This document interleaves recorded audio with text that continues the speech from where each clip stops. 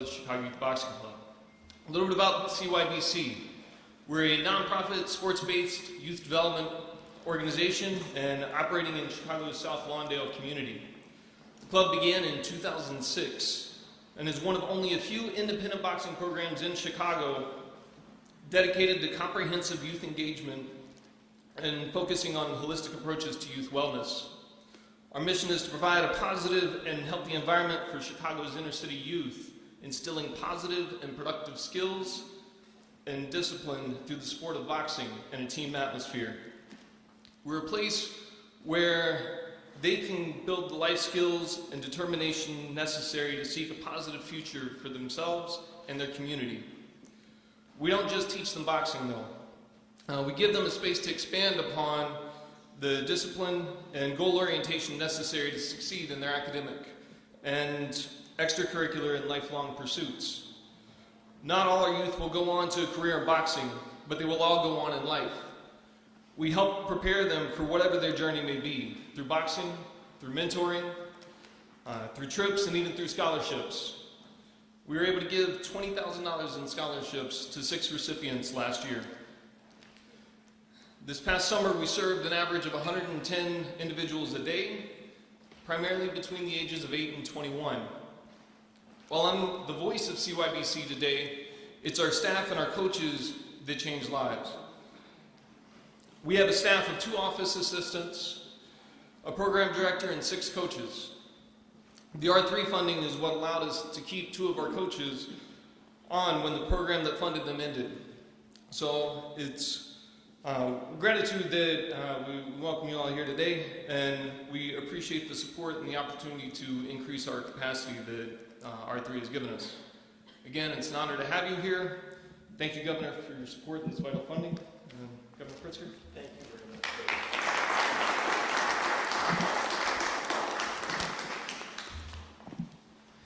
Well, good morning, everyone. Good morning.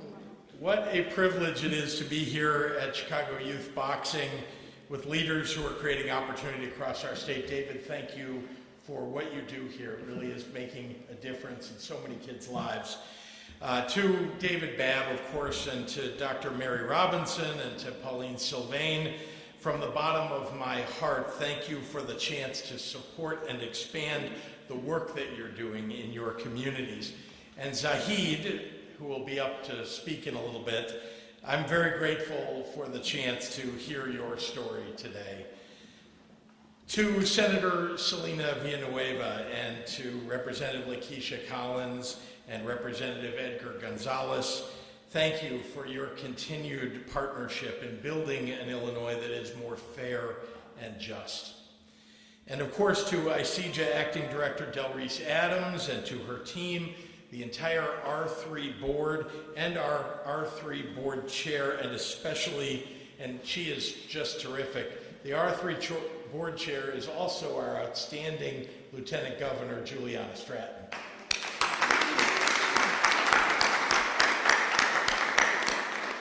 Thank you, Juliana. Thank you, Del Reese and the entire team for your work, for your drive, for your vision. Day by day, your dedication to this initiative is changing lives for the better all across our state. In the pursuit of justice, progress isn't possible without accountability. We must acknowledge and address the trauma inflicted by the war on cannabis, which incarcerated countless nonviolent offenders and tore apart families and neighborhoods in the process. That is the core tenet of Illinois' cannabis legalization framework and what sets Illinois apart from other states that have legalized. We're prioritizing investments in communities that were previously harmed for what is now legal. Today, I'm very proud to announce that Illinois will be releasing our 2nd round of Restore, Reinvest, and Renew Reparation Grants, R3 grants, directing $45 million in community organizations dedicated to the critical work of civil legal aid, economic development, re-entry from the criminal justice system, violence prevention, and youth development. And that brings our R3 impact so far to $80 million in just the first year of that program.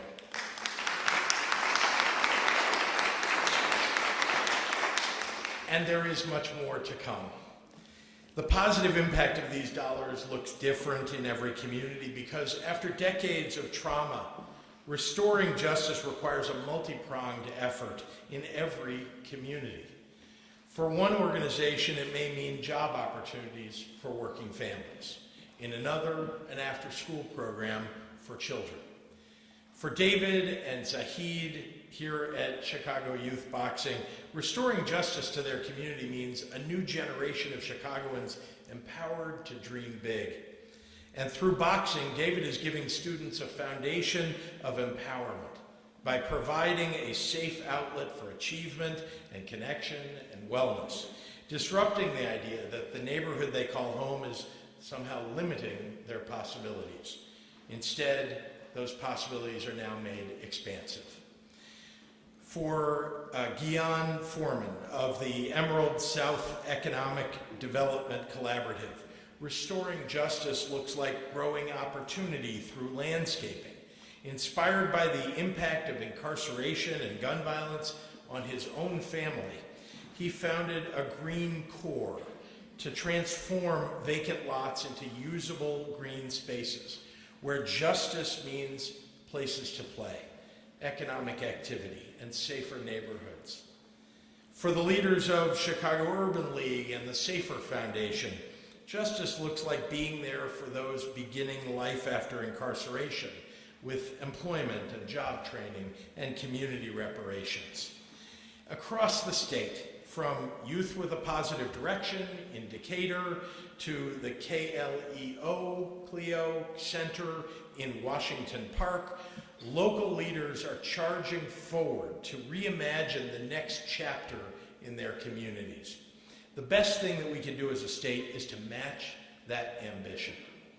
And today we launch applications for the second round of R3 grants.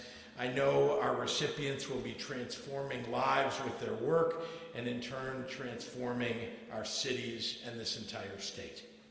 Because when we reinvest in the potential of people, we invite the economic activity that creates resiliency. And when we renew hope in communities historically left out, we inspire the next generation to pursue a brighter future. And in public service, that is our obligation. Thank you. And now I would like to introduce a leader central to the success of this program and, of course, to our state Acting Director, Del Reese Adams of ICJ.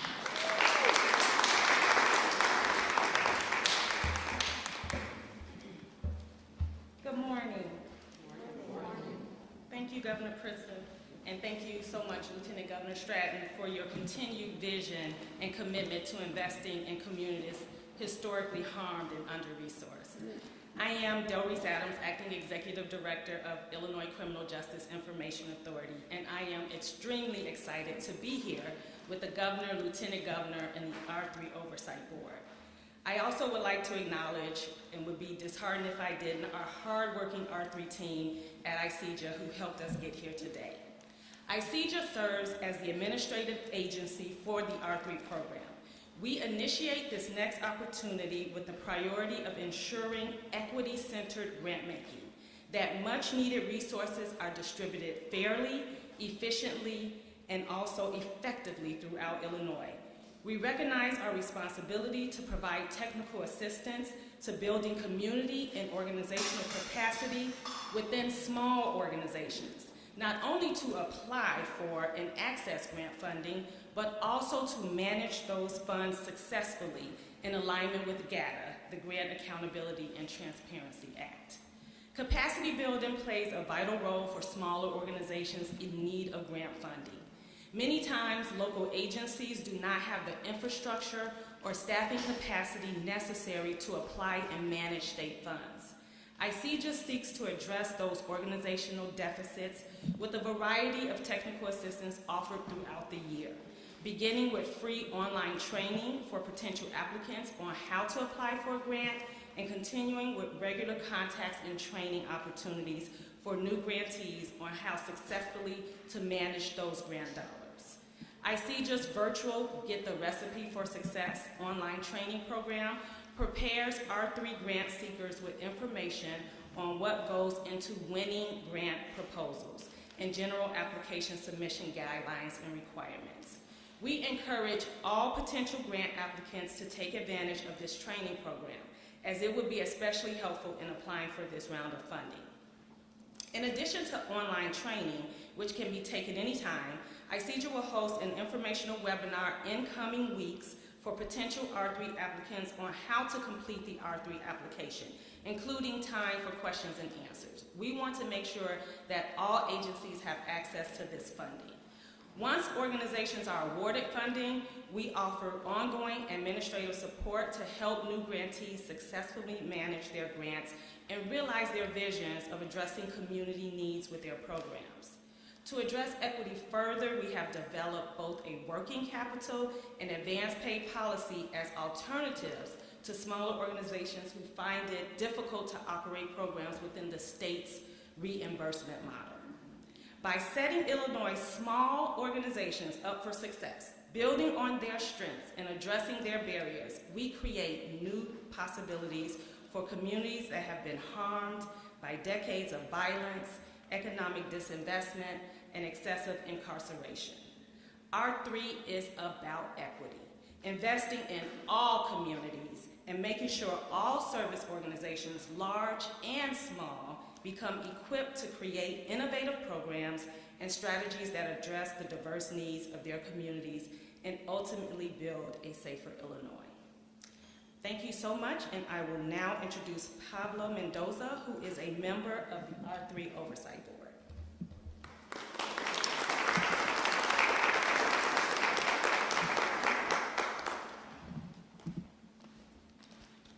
Greetings, everyone, and good morning. My name is Pablo Mendoza, and I am a neighborhood kid who grew up on the streets of Little Village. I can only imagine what life would have looked like had the R3 board or the R3 program existed when I was a youth. I am excited by the fact that the Restore, Reinvest, and Renew program exists today, and I am grateful for the opportunity to participate in actually shaping what it looks like. My lived experience has shown me that investment in people pays large dividends. And that is exactly what we are doing here today. We are investing in our communities and, more importantly, our community members. So the old adage rings true. It takes a village to raise a child. I am glad we are taking this adage seriously and investing in the future of our great city. I'm hopeful that the kids of the Chicago Youth Boxing Club will have more opportunities and programming available to them in their developmental years. I am also hopeful that for what this means for the future of our city. I have learned a lot from this experience. It was extra special because I was able to use my lived experience to assist those coming after me and keep clear of the streets. Sorry, I'm a little emotional about this. The R3 program is currently in its infancy. I look forward to seeing the youth of today leading the fight tomorrow. With no further ado, I would like to present you those visionaries and leaders. If everyone will please give a warm round of applause to Saeed and the Chicago Youth Boxing Club.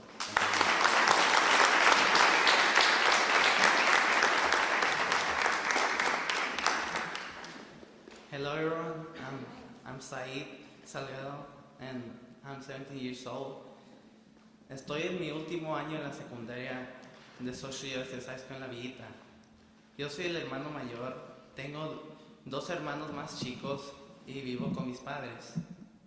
Mucho ha cambiado desde que me uní al Chicago Youth Boxing Club o CYBC como le llamamos. Antes no era activo, realmente no me gustaba hacer actividades o hacer ejercicio. Durante COVID-19 luché con mi peso y no me sentía demasiado bien. No estaba haciendo nada, empecé a venir a CYBC y empecé a hacer amigos. Los entrenadores me retaron a hacer las cosas mejor y a hacer ejercicio y a comer más sano. Empecé a perder peso y luego decidí que quería competir y empecé a entrenar más duro. Venía todos los días y hacía ejercicio tanto como podía. No gané mi primera pelea, mis entrenadores no me dejaron renunciar ni desanimaron, simplemente entrené más duro. Mi primera victoria fue en agosto de este año para el One London, One Team, One Fight Show. Y luego, en noviembre del 2021, gané el torneo de CYBC Power Gloves. Mi vida familiar también ha cambiado. Mis padres dicen que he madurado, están orgullosos de mí por ser dedicado y responsable y lo ven en sus ojos. Los programas de CYBC me han cambiado mucho. Aprendí que puedo cometer errores y no seré rechazado sino animado. Sé que la R3 ayudarán a que más programas como este comiencen y espero que en muchos lugares se postulen. Marcará la diferencia de que organizaciones como CYBC se abran durante mucho tiempo para jóvenes como yo. Gracias por la oportunidad de hablar, me siento honrado y les diré que este es uno de mis momentos de mayor orgullo de mi vida.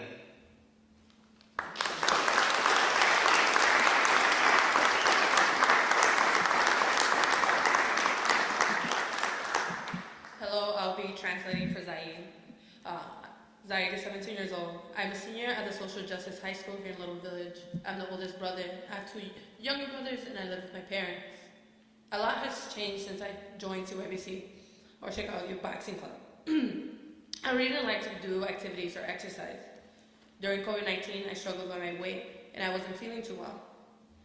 I wasn't doing anything. I started to come to CYBC and started to make friends. The coaches started to challenge me to do better, to exercise, eat healthier. I started to lose weight, and then decided I wanted to compete. And I started to train harder. I would come every day and work out as much as I could. I didn't win my first bout, and my coaches didn't let me quit or get discouraged. I just trained harder. My first win was in August 2021 for the One Lawndale, One Team, One Fight Show, and then in November 2021, I won the Power Gloves tournament at CYBC. My family life has changed as well. My parents say I have matured. They're proud of me for being dedicated and responsible, and I see it in their eyes. CYBC's programs have changed me a lot. I learned that I can make mistakes, and I will not be discarded but encouraged. I know the R3 grants will help more programs like this to get started and hope many places apply. It will make a difference in making sure the organizations like CYBC are open for a long time to help youth like me. Thank you for the opportunity to speak. I'm honored, and I will let you know this is one of my proudest moments of my life. Thank you.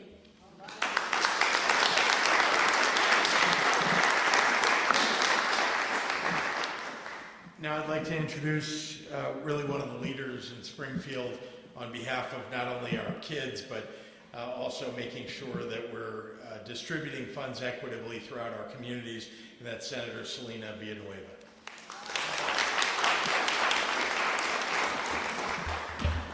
Thank you, Governor. Before I start, I did want to take a moment to honor this space, the La Villita Community Church, and the contribution of Pastor Victor Rodriguez that we lost a couple of years ago, for the importance that he and Magda had played, the sons have played, and the entire family and community of La Villita Community Church, because this is a sacred space for so many of you, for the boxing club, but for so many in the community that consider this a home. I wanted to make sure that we honored his name and his legacy as well. Good morning, everyone. Yes, applause. Good morning, everyone, and thank you for joining us today. I'm State Senator Selena Villanueva, and I represent Little Village in the 11th District.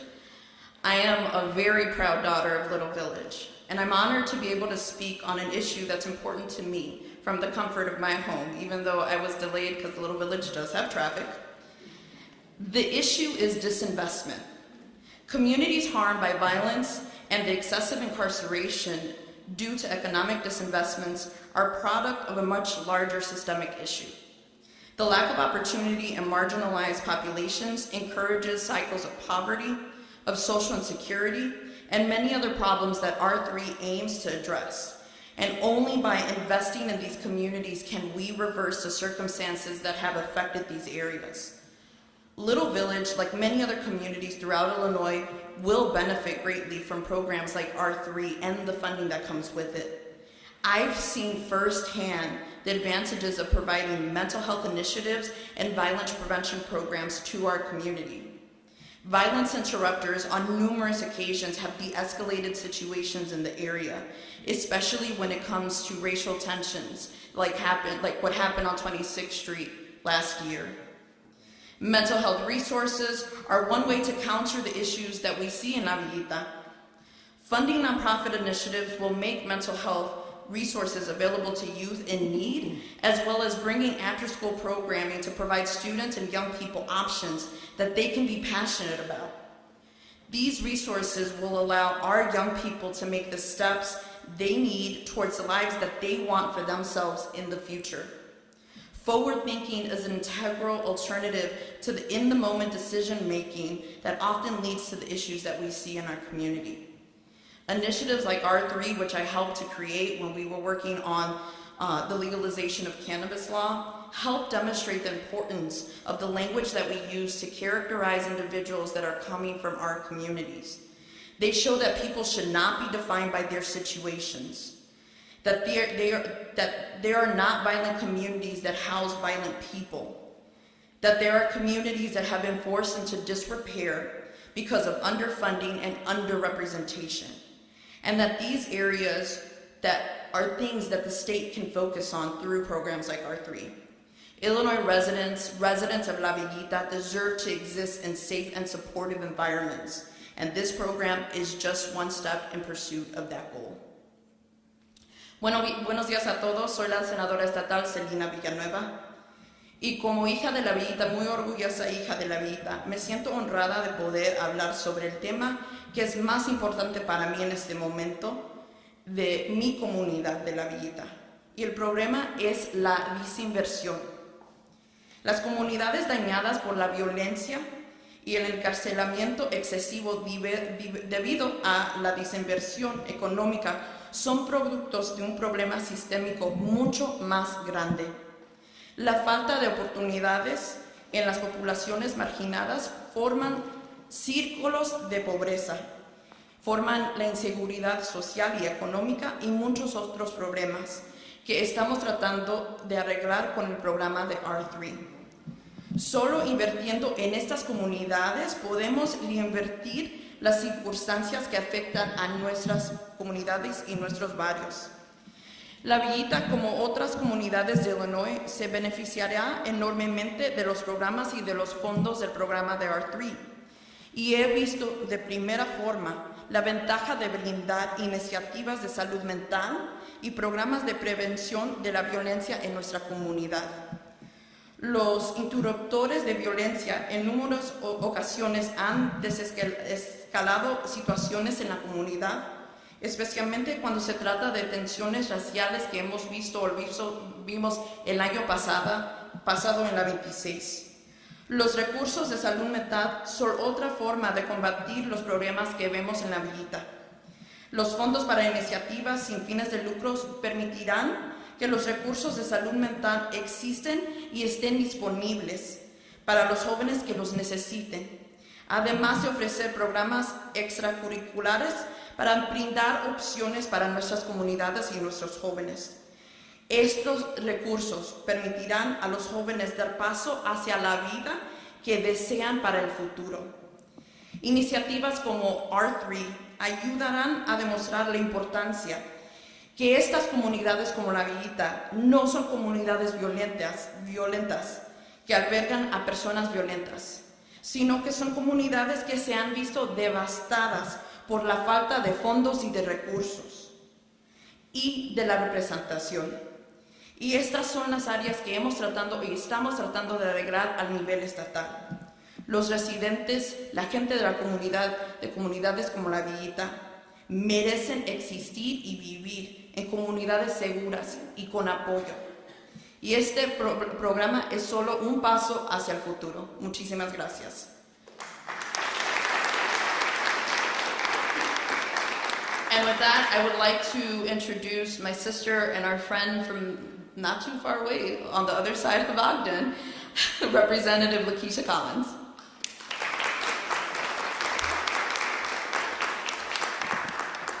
Good morning. Thank you for that introduction to my sister, Senator Villanueva. It's great to be here for this exciting announcement. Thank you all for inviting me. It's inspiring to be in the company of my colleagues and activists who work so hard for the people. I'm State Representative Lakeisha Collins of the 9th District, and my district is beautiful, it's vibrant, it's very diverse, but it's very disproportionately resourced. I represent areas like North Lawndale, parts of South Lawndale, and what was once known as Cabrini Green, now the New River North. As someone in elected office, I work hard for my constituents every single day. As a state representative, I see firsthand what these communities deal with and where they need the support. But let me be frank, news stories don't always capture that. You may see coverage about violence increasing in neighborhoods, but what I hear about the stories that don't make it onto the 9 o'clock news, I know in my heart how it impacts people's lives every day. I also know that our communities need resources, because that's what it means to invest in public safety and in our neighborhoods. There's no time to waste, the time is right now. I am a mother, I have 3 sons, and when you are a mother of a black or brown son, you worry about how the world sees them, supports them, and especially in communities that have not gotten their fair share of resources. And I'm gonna say that again, have not gotten their fair resources. You see, I want my sons to have the same opportunities, the same programs, and the same support systems that are found in other communities. One way to ensure that is with grant making that is focused and equitable like R3. That's why this second NOFO represents so much to so many people, and I'm proud to work and serve in a state that recognizes that we have to give people the tools they need so that we all can have a better life and a brighter future. And I'm also proud that communities like mine get to help to provide insight on what those tools should be because of the R3 program. I want to thank everyone who was a part of the mission to make our state more equitable and a great place to live for all of us. Now I would like to pass the program to our Lieutenant Governor, Juliana Stratton, who inspires me on a daily, a passionate leader who chairs the R3 board and who always advocates for justice, equity, and opportunity. Thank you again.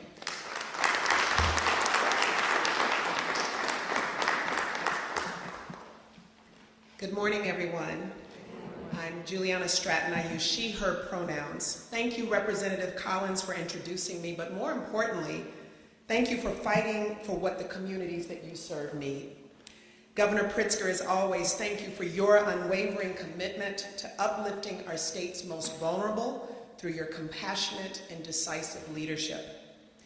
We are here today because we are fulfilling a promise we have worked to keep since the first day of our administration, to listen to and support the people who have gone unheard for far too long. When we made that promise, there was no infrastructure in our state to address the decades of disinvestment, over-incarceration, and trauma caused by the war on drugs. There wasn't a tool that connected communities to the resources they so badly needed, equitably or sustainably. So, we built one from the ground up, and as chair of the Restore, Reinvest, and Renew Program Board, I'm so proud of what we've accomplished in the program's first year. We distributed $35 million to the communities that need it the most. And those in good standing will receive another year of funding to ensure that they can keep doing the work that supports and uplifts our neighbors. And now, we're gearing up to get another $45 million on the streets and into the communities that are doing the work on the ground. But that's not all. The numbers are only a part of the story, because this is really about people. It's about the people we made this promise to, including those who have felt the effects of failed policies and disinvestment.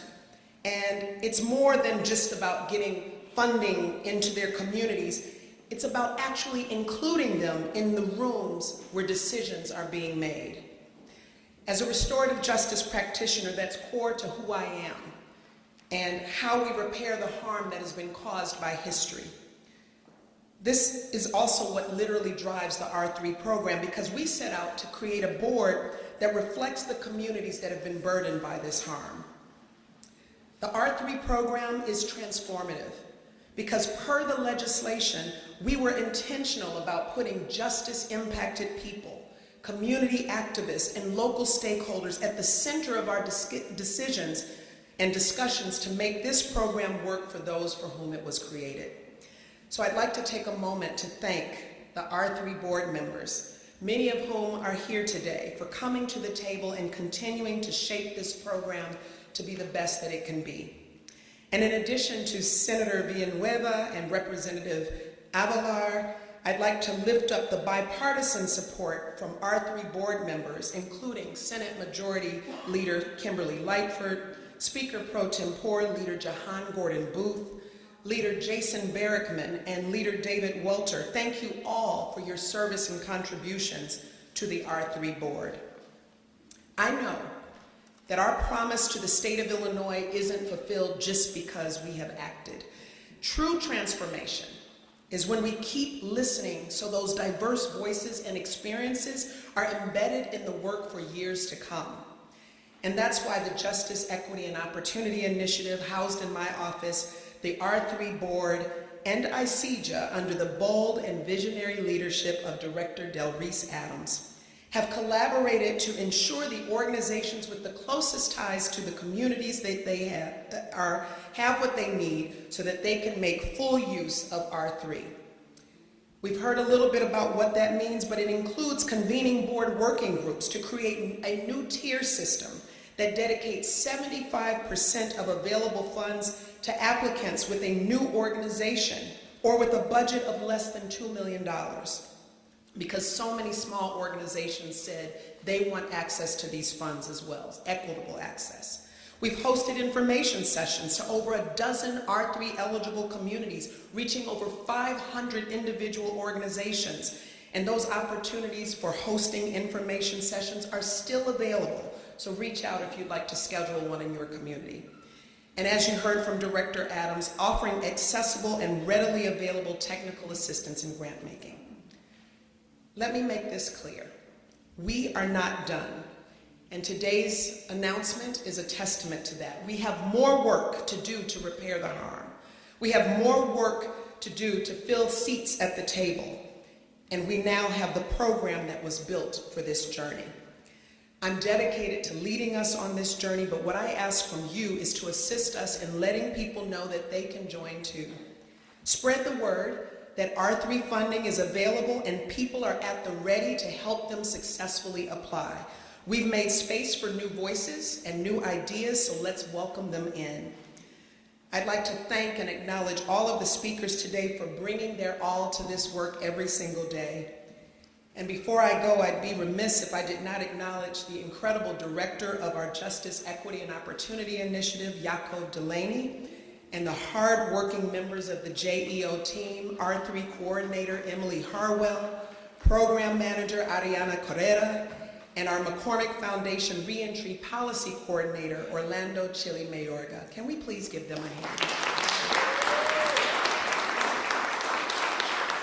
I'll close by saying that we all have a role in creating a future for all. And I thank you for showing us how much is possible when we lean into each other and make that climb together as lawmakers, as change makers like our host and the team at Chicago Youth Boxing Club, and as members of our communities, including the incredible young people like Zahid Salgado, who told me before I walked into this room, he said, what I love about this program is that I get to exercise, but also because I am safe. And that's what every child in the state of Illinois should be able to say, I am safe. Again, thank you all, and now I would like to invite Governor Pritzker forward to take questions from the media. Folks, before I take in questions from reporters, I want to take a moment to make a bittersweet announcement. As you may have heard by now today, Toy Hutchinson is leaving my administration to become the president and CEO of the Marijuana Policy Project in Washington, D.C., though she will remain here in Illinois. And that project is the largest cannabis justice advocacy group in the entire United States. Toy has been in immense demand for her insights and energy and enthusiasm for a long time, since before I was able to persuade her to come on board and work with me. And I am honestly very sad to see her go. I know that she will take all of what she did here in Illinois and expand it nationally. For over 2 years, Toy has served as my the premier advisor on cannabis, rolling back the injustices of criminalization, investing in the communities that need it most, and making Illinois' industry the most equitable in the country. Even when the ink of my signature on Illinois' adult use cannabis law was not yet dry, Toy was getting calls from around the world from people eager to learn from Illinois' equity-centric legalization model. Toy and the other marijuana moms, as they called themselves in the General Assembly, Leader Jahan Gordon Booth was one of them, then Senator Heather Staines and Representative Kelly Cassidy. They set out to make Illinois the first state in the nation to legalize recreational cannabis while recognizing and addressing the past harms of discriminatory drug laws. In her new role, Toy will be able to share on a national platform the lessons learned from passing and implementing the Illinois law. I will miss her in the governor's office, but what an honor for Illinois to have our own Toy Hutchinson leading the charge on a national scale, shaping the fight for cannabis justice, not just in our state, but in all 50 states. It's long past time for a federal law to move away from arcane cannabis criminalization and imprisonment and toward a justice-based model. Illinois is proud to see Toy take this next step in this work. Outside of Illinois, almost all states that have legalized have done so by opening the gates to this multi-billion-dollar industry in a way that doesn't account for the barriers facing Black and brown communities that suffered most from the war on drugs. It's easy to just allow systems to exist as they always have. But we are committed to dismantling barriers born of decades of injustice and centuries of racism. And it is much, much harder to build something that pushes against those currents. It's why no one tried it before Illinois did. And I know that we will continue to make Toy proud to call our state home by continuing to lead the nation on equity. Toy, from your years, you're going to make me cry. Toy, from your years in the General Assembly to your time in my office, Illinois is a better state because of your public service. And through it all, you fought for justice every step of the way.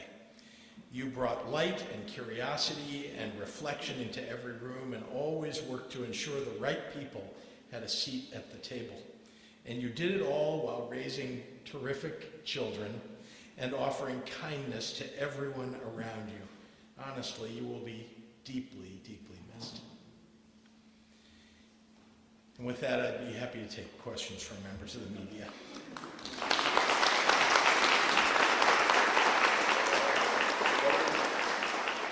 Go ahead, throw a tough question at me now. First of all, I mean, we're here because of a failed policing system or over-policing system called the war on drugs. So at the same time, we are in a crisis of violence in the streets of Chicago. A lot of people in this community are still asking for repression instead of prevention to solve this issue. What would you tell them?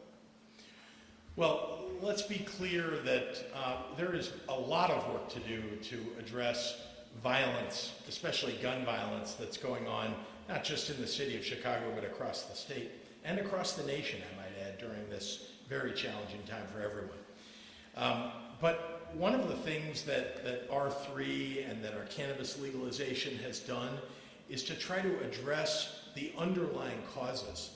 The R3 funding that goes to organizations, you can see this is great for our young people. It's great for our communities to have organizations talk about safety, talk about a place that you can come where you feel safe. That's hugely important. And it's fighting racism.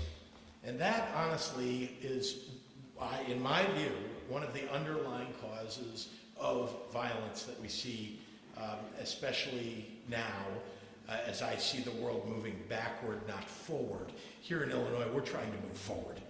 The rest of the world, honestly, I see people trying to take voting rights away from black and brown people. That's one of the voting rights for black and brown people is one of the things that got us an advancement and got us to a point where we could keep violence down and where people felt engaged and were electing their own elected officials to office. You know, now we're seeing things rolled back by people who genuinely would like to move us back into the 1950s. It's time that we moved into the 2020s and beyond, and so I'm proud of the work that we're doing to fight violence and to do it in an equitable fashion with the legalization of cannabis. But to the point of my question, in the discussion between money towards social services and money towards police or policing, Yeah. what would you do? Well, look, I've been clear about what my views are, which is we need to invest in the things that alleviate the challenges in communities like mental health, like substance abuse treatment. These are the underlying causes that you see. It's not about, you know, having more or less police. We need to support police who are doing what they're supposed to do, and most do. But we also need to address the underlying causes of the violence that we're seeing across. It's not just about locking people up and throwing away the key, the way that some on the right would like to do. It's not just about having qualified police who are trained to do the job well. We need that, of course we need that. It's also about addressing poverty. It's about addressing the needs of our young people.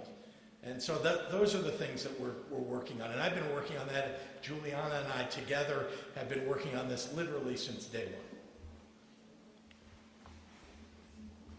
Thank you very much. Thank you.